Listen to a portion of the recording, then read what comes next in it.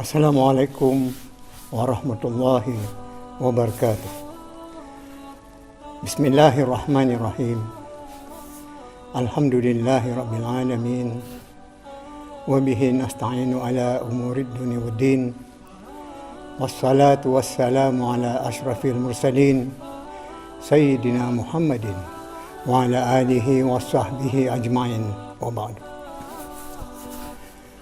Rakyat beta yang dikasihi, kita pada saat ini sedang diuji dengan COVID-19, tetapi kita bukanlah bersendirian. Malah seluruh dunia, wabak ini telah menular dengan pantasnya, melanda 180 buah negara dengan melebihi 260,000 kes yang menyebabkan lebih 11,000 kematian. Selama 3 bulan dari wabak bermula, Brunei Darussalam masih saja bebas dari COVID-19. Sedang banyak negara di dunia sudah pun mengalaminya. Namun dengan takdir Allah, Brunei kini juga telah turut dilanda. Punca wabak menjejaki Brunei telah dikenal pasti, iaitu apabila sekumpulan orang Brunei menyertai perhimpunan tabligh di Kuala Lumpur, Malaysia. Kes pertama dikesan ialah pada 3 Mac 2020 dari seorang lelaki warga tempatan berumur 53 tahun. Sehingga kini jumlah jangkitan telah pun meningkat. Kita berharap akan dapat membendung jangkitan-jangkitan baru dengan izin Allah. Sesungguhnya, kita tidaklah boleh leka untuk menangani kes ini. Dari perkembangan yang berlaku di seluruh dunia, semua orang boleh menjangkakan bahawa wabak ini mungkin menjadi ancaman bagi jangka masa yang panjang. Kerana itu, Brunei mesti bersedia secara bersepadu untuk membentengi diri daripada wabak ini. Secara fizikal, kita didorong untuk mengutamakan kebersihan, menggunakan topeng muka dan hand sanitizer. Tetapi ini saja belum memadai, melainkan mesti juga committed dengan faktor psikologi, iaitu bersabar dan bertenang serta yakin kepada pertolongan Allah. Perlu diingat, ancaman sekarang bukan datang daripada angin ribut atau api atau banjir besar. Kalau ancaman itu datangnya daripada anasir-anasir ini, maka kita masih saja boleh mengarah unit-unit keselamatan untuk membantu. Tetapi ini COVID-19, seperti juga wabak-wabak yang lain, misalnya SARS, kita sesungguhnya tidak dapat bergantung sepenuhnya kepada unit-unit tersebut untuk membantu.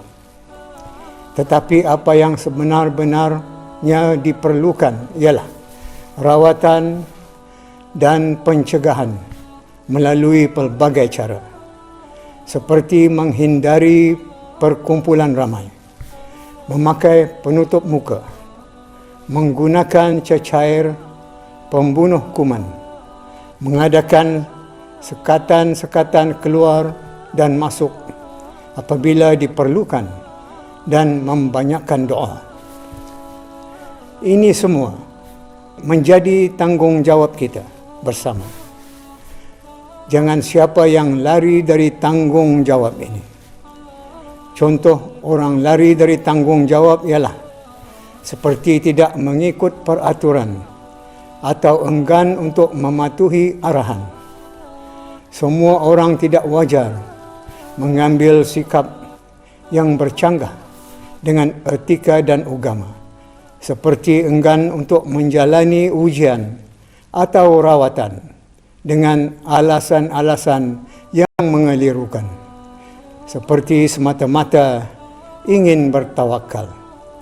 Setahu beta, tawakal itu paksinya ialah ikhtiar atau usaha, bukannya dengan melulu begitu saja. Kerajaan melalui Kementerian Kesihatan telah mengambil langkah meningkatkan kapasiti tenaga kerja, bukan sahaja bilangan doktor dan jururawat, malahan juga keupayaan klinikal sekaligus akan dipertingkatkan. Bagi meningkatkan keupayaan penganalisaan makmal, beta telah memperkenankan pembinaan makmal virologi tambahan yang akan ditempatkan di makmal rujukan virologi kebangsaan. Makmal tambahan ini dijangka mampu untuk meningkatkan keupayaan penganalisaan sehingga 10 kali ganda dan dapat mengeluarkan keputusan ujian dengan lebih cepat. Hukum syarak telah pun menggariskan panduan berasaskan Al-Quran untuk kita tidak mencampakkan diri kepada kebinasaan. Sementara hadis-hadis Nabi SAW pula dengan tegasnya melarang dari memasuki mana-mana tempat atau bumi yang berlaku di dalamnya taun, penyakit berjangkit, dan tidak boleh meninggalkan tempat itu setelah memasukinya. Dan bahkan hadis juga mengingatkan supaya lari daripada penyakit itu. Beta menyedari semua kita mengalami kejutan, tetapi hendaknya tidak sampai ke tahap panik, kerana panik itu berisiko untuk menggugat ketenteraman. Bagaimanapun, telah kedengaran terdapat segelintir masyarakat yang membuat pembelian panik barang-barang asasi sehingga menyebabkan berkurangnya secara drastik bekalan beras di kedai-kedai dalam negara ini. Untuk perhatian semua rakyat dan penduduk bahawa Kementerian Keuangan dan Ekonomi telah mengesahkan bahawa stor beras dan gula adalah mencukupi bagi keperluan seharian dan jadual waktu penjualannya kepada syarikat-syarikat di stor negara juga adalah dipanjangkan, dibuka pada setiap hari termasuk hari-hari Jumaat, Ahad dan kelepasan awam. Diingatkan kepada para peniaga supaya jangan sekali-kali mengambil kesempatan untuk menaikkan harga barangan, dan jika didapati berlaku, kerajaan beta tidak akan teragak-agak untuk mengambil tindakan undang-undang.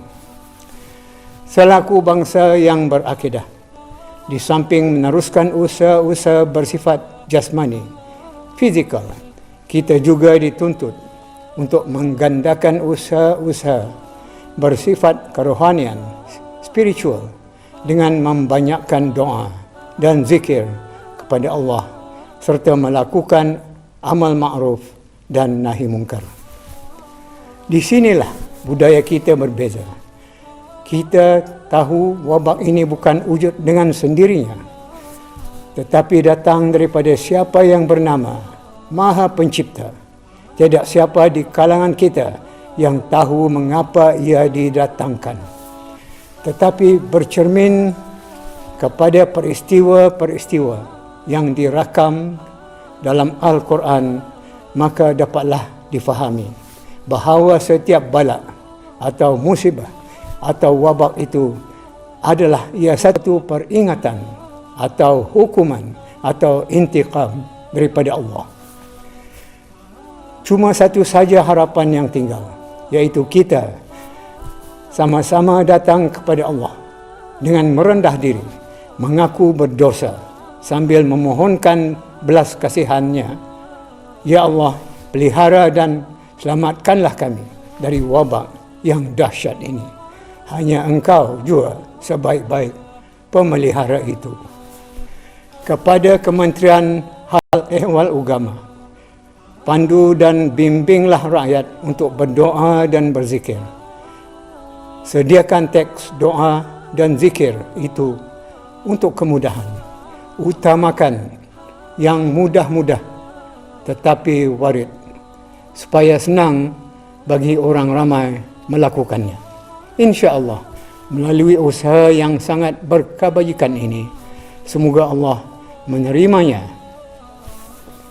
Bagi mengakhiri perutusan ini, beta dengan rendah hati mengucapkan penghargaan dan terima kasih terutama kepada para petugas kesihatan dan jururawat, para penjawat awam sekaliannya, khasnya askar dan polis yang sama-sama bertungkus lumus menyumbangkan tugas masing-masing tanpa mengira masa, dan bahkan tidak dilupakan juga semua pihak termasuk para sukarelawan yang turut menyumbangkan khidmat secara langsung maupun tidak langsung bagi menangani wabak COVID-19 ini.